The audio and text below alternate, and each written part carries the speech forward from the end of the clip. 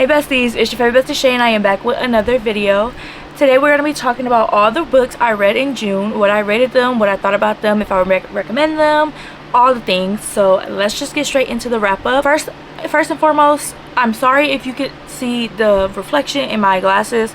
I have to put my ring light on if I want to sit in front of this little section, and I think this is so cute. Like my new bookshelf right here, and then my summer TBR with my other. I just think this is a really cute setup. So we're gonna try this out today, and see how it looks, how it works, and if you guys like how the setup is. So I'm going to pull up my Fable read so I can tell you guys my actual rating of the books, and I'm gonna try to give you guys like a little description of what all the books are about, but that might be a little hard because I don't want to ruin anything. Like I don't want to tell you guys what the books are about and like spoil nothing. So let's just get into the first one. The first one is The Final Gambit. This was the first book that I finished, I believe, in June, and I rated this book 4 stars. I love this series. This series follows, what's her name, Avery, I think it's her name.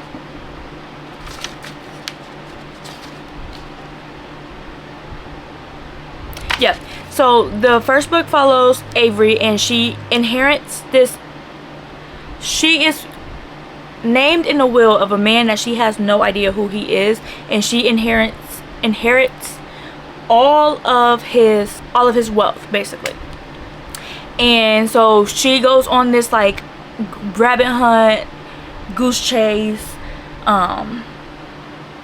like puzzle, trying to put these pieces together of who he is, why she was chosen, like why her.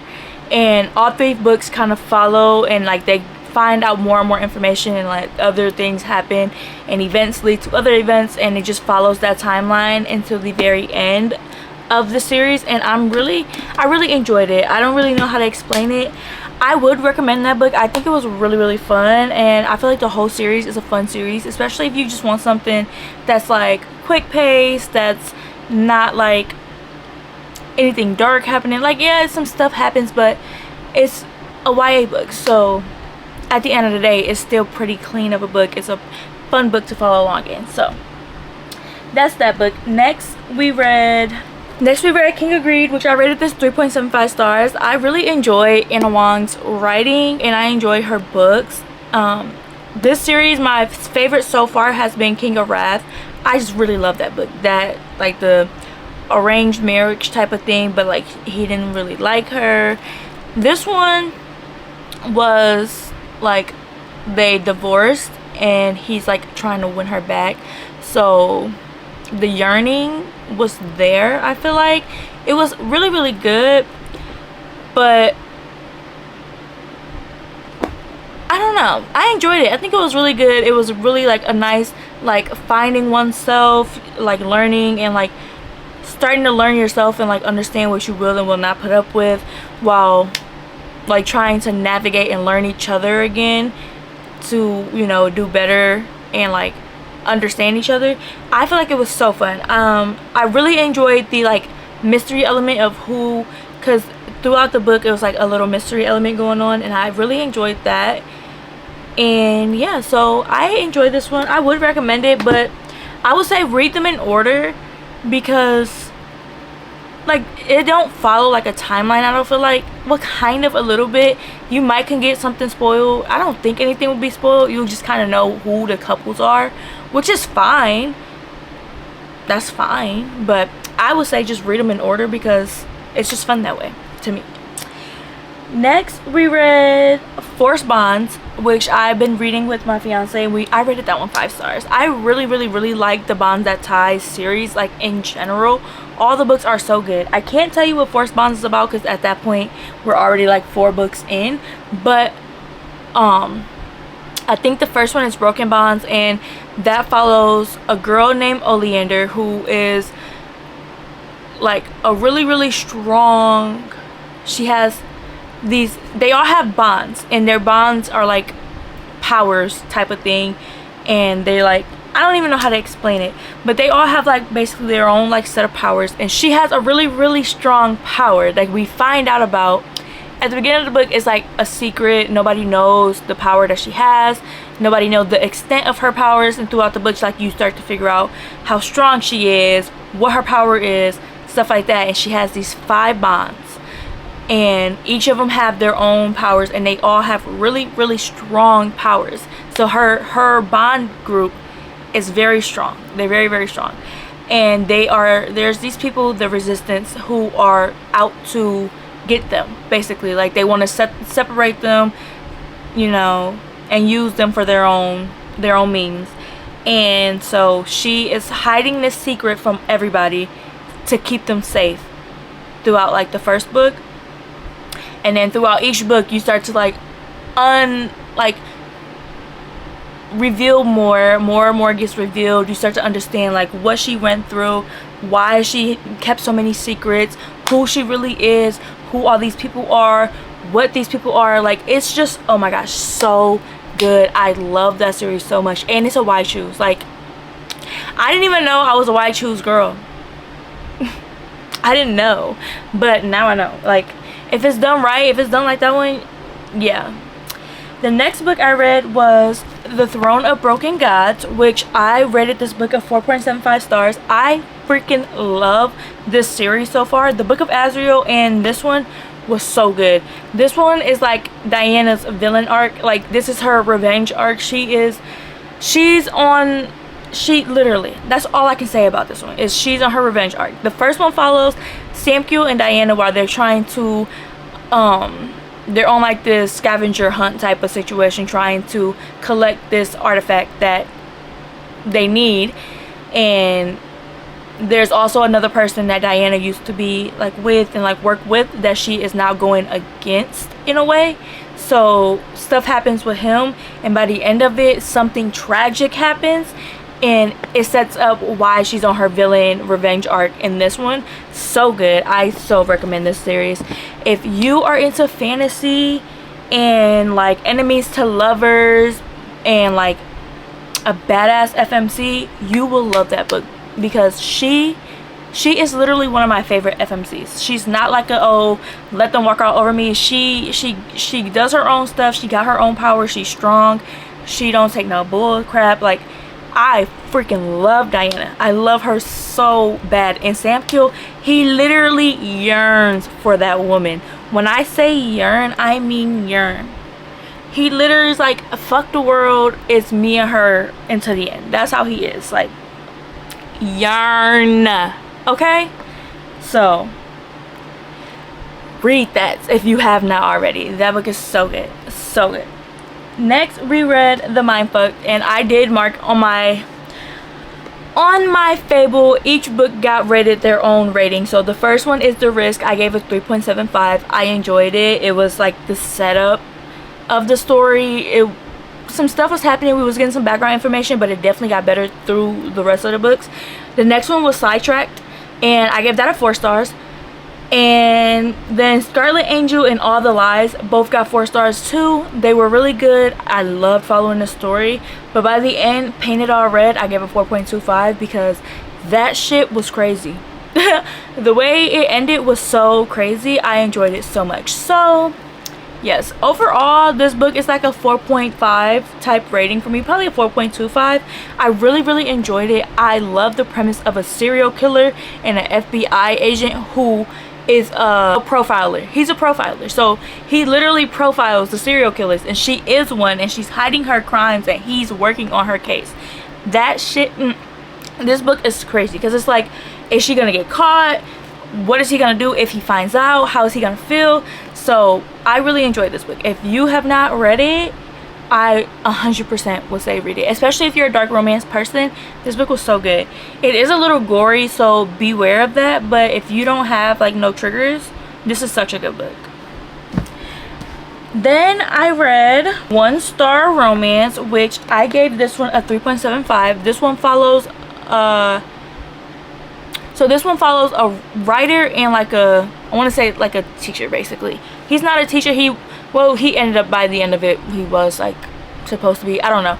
But she is a writer. She's the author. She got a few books out, and she is, you know, wanting to make a new one. and he is, I don't even know what he do, but basically the main female has a best friend, and her best friend is getting engaged, is engaged and getting married to his best friend. So they end up having to work, not work, but they're both like the groomsmen and the brides, the maid of honor, the best man and the maid of honor for the wedding of the best friends, whatever. So when they're at the wedding, she finds out that he gave her book a 1-star rating, and there's a reason behind it, but it was like honestly a petty 1-star rating of something that could have been talked about. I enjoyed it though. Their chemistry was really good, and like it wasn't just like, it followed different timelines, like different events that they were running into each other at, and each time they were at a different point in their life. Both of them, one of them was in a relationship, the other one wasn't. One was getting serious, the other one wasn't, and then they both were serious, and then they both weren't. It was like a lot of going back and forth. I did enjoy it. I love the chemistry of the two. Well, kind of. I like the chemistry, but it was just a regular romance. So 3.75. Is that what I rated it? Yeah, 3.75. It was good. It was fun. I would recommend it. I think it's a fun book, and I think it's also a fun summary because there's a lot of like events and stuff going on. They go on some trips and stuff together, and it's like summary. So I feel like it's fun if you want to read it.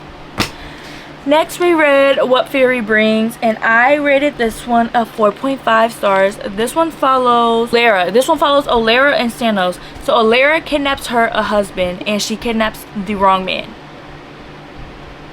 She ends up kidnapping the heir of another kingdom. The crowned heir. Like, not crowned heir, but he's the crown prince, I believe. And that's not who she was meaning to take. She was meaning to take the brother, but she took him instead. And so she doesn't know. So throughout this whole thing, like, she's unawares of her choice. And it's just so fun to see. Like, he was so reluctant through the whole book to like give in and do anything for her when she kept telling him her plan. He's just like, no, I'm not going through with this. Like, he was reluctant, but by the end he loved her and she loved him. And in their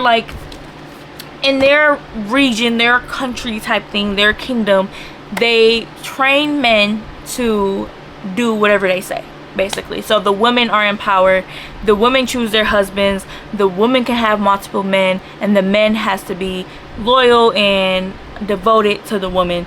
And that's how they they train them to be like that. And so most of the women either have multiple men, or most of them just have multiple men, and they treat them really foul. Olara though, she's not like that. Like, she just has this plan and she needs her husband to achieve it, so she goes and she takes her husband to do it, and he just doesn't want to bend to the rules of this kingdom that he is now forced into. So it's just following them, navigating that, and then also navigating the fact that she stole the heir and not the other brother. So that was fun. And then we read Tragic Bonds, which I said me and my fiance has been reading that together the whole time, and I rated that a 4.75 stars. I already kind of told y'all the backstory of it. I can't really tell you what happened in that one because it is following more stuff, and like things will be like spoiled if I talk about that. So we're gonna move on to Prince Freya, which the volume 1, I gave it a 3 stars. I rate mangas because it's still a story. Like, I'm still following a story. Yes, it has pictures, but I'm still following a storyline. So if the storyline is interesting, I'm going to rate it. I rated it a 3. It was literally just like beginning of a story. It wasn't too much going on in my opinion. Some stuff did happen. It was pretty interesting, and it's my first like manga really reading, so I did enjoy it. But 3 stars. It was just a simple manga. I don't really know how to talk about a manga. Like, what do I tell you? It basically followed this girl who takes over being a prince in a way, I think. Whatever. And then we picked up Sandwich, and I gave this one also a 3 stars. This one followed a woman and her husband and children while they're on a vacation, and like things are happening. She's going through menopause, like women problems, and it's just stuff happening, and it's making her like kind of think about past experiences and stuff. I don't really know how to explain it, but I can tell you the synopsis. It says, for the past 2 decades, Rocky has looked forward to her family's yearly escape to Cape Cod. Their humble beach town rental has been the site of sweet memories, sunny days, great meals, and messes of all kinds. Emotional, marital, and thanks to the cottage, ancient plumbing, septic too. This year's vacation with Rocky, sandwiched between her half-grown kids and fully aging parents, promises to be just as delightful as summers past, except perhaps for Rocky's hormonal bouts of rage and melancholy. Her body is changing, her life is too, and then a chain of events send Rocky into the past, reliving both the tenderness and sorrow of a handful of long ago summers. It's one precious week, everything is in balance, everything is in flux, and when Rocky comes face to face with her family's history and future, she is forced to accept that she can no longer hide her secrets from the people she loves. So like, yeah, literally what the synopsis says is what it was. 3 stars. It was good. It was okay. And then we read Two Can Play, and I love this book. I gave this book a 3.75 stars. Also, this one is a higher 3.75 than One Star Romance. Like, they're both 3.75, but this is on the higher end of the 3.75. This one follows, what are they named? Viola and Jesse, I think is his name. Viola and Jesse, and they are stuck in this, like, I don't want to say cottage, but they go on this winter retreat together. It's her like gaming company, and then, yeah, so she works for this like gaming development like company or whatever, and both of them work for separate ones, but their teams are combining and coming together to create this game, but they don't get along. Neither team get along with each other, so they have to literally go on a retreat to do like some bonding so that they can get along good enough for them to do this game and make sure they are a good fit. By the end of it, you love them both. Like, you want them together forever. It's so fun, and I really enjoy it. And it's like, I don't even know how to explain it. It's like an enemies to lovers, but with romance, I don't really consider it, like with regular romances, I don't consider it enemies, because you're not true enemies. You're not trying to kill each other. Y'all just don't like each other. So if anything, I don't want to say enemies. I'll say more like rivals, because they both are like, they work in the same like company and they just don't like each other. But it's also like, I don't know, I don't even know how to explain it, and I liked it so much, but I don't know how to explain it. It's just so fun, like the winter snowed in like feel of the book, and then them trying to have like this bonding time to make the two teams get along with each other. Like, it was just so fun, but it was a really good, really fun book. And then we read The Never King, and I rated The Never King 3.75 stars once again, and once again this one was a higher 3.75 than Two Can Play, but I really enjoyed that one too. But The Never King follows, what's her name? I don't even know her name, but they call them Darling, and the Darlings, they like take them on their 18th birthday to Neverland, I think is what it is. And they're the Lost Boys. That's what they are. They're the Lost Boys. So Peter Pan and the Lost Boys, they take Darlings to try to undo this curse, I believe. But the Darlings don't know that. And she's taken, and she's trying to figure out what is her purpose of being taken. What do they want from her? And she gets herself into some mess, because she's not like everybody else. She's not one to back down. She's not one to, you know, just let them walk all over her. She challenges them. She's like, okay, I have beauty, and I know how to play a man. So that's what she does, literally. But it's so fun. It's so short. I wish it was a little longer. I'm happy it's short because I was able to read it really fast, but also I wish it was longer because I wanted more. But I'm going to be getting into the next book because it was fun. The back says, the stories were all wrong. Hook was never the villain. For 2 centuries, all of the Darling women have disappeared on their 18th birthday. Sometimes they're gone for only a day, some a week or a month, but they always return broken. Now, on the afternoon of my 18th birthday, my mother is running around the house making sure all the windows are barred and the door's locked, but it's pointless because when night falls, he comes for me, and this time the Never King and the Lost Boys aren't willing to let me go. So good. It was so good. And then we picked up You're Not Supposed to Die Tonight. I freaking enjoyed this book so much. Like, honestly, I rated it a 3.5. I enjoyed it so much. This follows a girl who is the final girl at this like campsite where they recreate this horror film, basically. So people pay. It's like a kind of like a haunted house type of situation, but it's like a stimulation where they run through the games, through the, like the movie. It's like a game that they go through, and it's kind of based off a movie that was filmed at this camp. So she is the final girl, so if you make it to the end with her, like, you win the game, basically. And then anybody who is killed off during it, you know, they lose, whatever. But things start happening, creepy things start happening while they're at this camp, and it starts to become real. So that's really all I can say. That's all I'm going to say. It's so fun. It's definitely not like, you probably would think it's one thing while reading it, and the next thing you know is something completely different.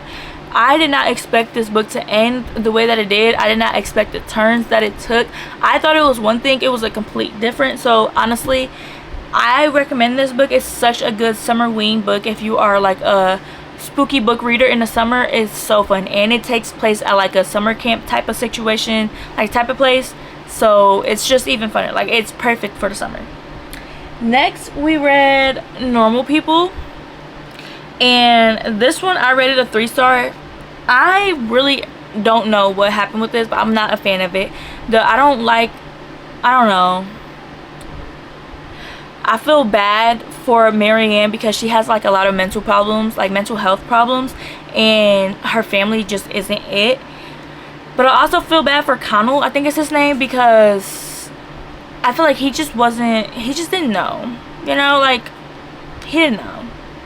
I don't know. I don't really like this book though. I didn't care about it. I probably will I said I would reread it physically because I listened to the audiobook for that one. So I did say I would reread it physically, maybe potentially, just to kind of like make sure I know exactly what happened, because some of the parts I wasn't paying attention to, but I didn't really like the book, so it didn't draw me in. It wasn't really that good. I don't know. I just don't know if I gave it a fair chance. I did read like 2 or 3 other books that I loved so much, and then I got into that one. It was just like a different genre, a different feel, and it just wasn't what I was expecting. So I think that's probably what it was. I don't know, but I probably would give it another chance. I'm not sure though. And then the final book that I read and finished in June was Verity Guild. And look at this copy. I love this copy. But Verity Guild, this follows, what's her name? Keresi and what is his name? Torrent. And they are locked in this they're locked on a mountain in this, like, I'm gonna say castle, and it's like castle type place, like this really big building, castle basically, and they're locked there for a week. And during that time, murders are happening, things are going on, and it's a mystery of who it is that's doing it. And they're all senators, and then like just like the cooks and a couple guards and whatever. And she is the high priestess, and Torrent is the Praetorian. I don't know exactly how to pronounce it, but I think it's Praetorian. So, you know, he has to investigate all the murders. He's the one that's supposed to keep the Senate safe, and she's the high priestess, so she answered to the God of truth, and like, basically. But there's more to her. She has a secret about her identity, and he despises her because of what happened to his father and his family, and she was the one who testified against it, basically. And so throughout the book, he's like skeptical of her, she's skeptical of him, but there's a murder going on, so they end up having to come together to work together to figure out who it is that's doing the murders. And then it was another plot, like, oh my gosh, plot twist after plot twist. The chemistry was so good. I love the chemistry of these two. They literally have such good chemistry. And then the mystery element was so good. And then the pacing, I feel like, was so good. Like, I just enjoyed this whole book top to bottom. So good. So if you have not read that book, you need to read it. You need to. Enemies to lovers, forced proximity, because they're locked in that castle together. And then it's also like a murder mystery type of thing. Like, it's so much going on, but it's so fun. Like, it's so fun to follow along. It literally had me like, I'll finish a chapter and be like, whoa, wait, I need the next one. And then the chapters are pretty short. Like, they're not long chapters. Some chapters were only like 2-3 minutes long. So short chapters, quick, easy read, so much plot going on. The romance was nice, but the plot is definitely more plot heavy than romance heavy. But when you got the sprinkle of romance, it was so good. And then the first kiss wasn't even until like 70% through the book, so like kind of a slow burn, if you know what I mean. So I definitely want to read the second book when it comes out. I love that book so much. It was so good. 5 stars. I'd recommend it. I think everybody should read it. And yeah, so those are all the books that we read in June. I want to say I had a good reading month. I read some thick books, I read some small books, I read some medium-sized books, I read a lot of books. I read 1, 2, 3, 4, 5, 6, 7, 8, 9, 10, 11, 12, 13, 14, 15 books, if I count the Mindfuck series as one book, which I just counted it right now as one. So about 15 books. I did start a couple other books, but we're not going to talk about them because I didn't finish them. If I was closer to finishing them, I probably would talk about them, but I'm halfway through both. So we're not going to talk about them. We're going to wait till next month, and that'll be in the next wrap up. But that is what we read, and I had such a good reading month. Thank you guys so much for watching. I hope you enjoyed this video, and I will see you guys in the next one.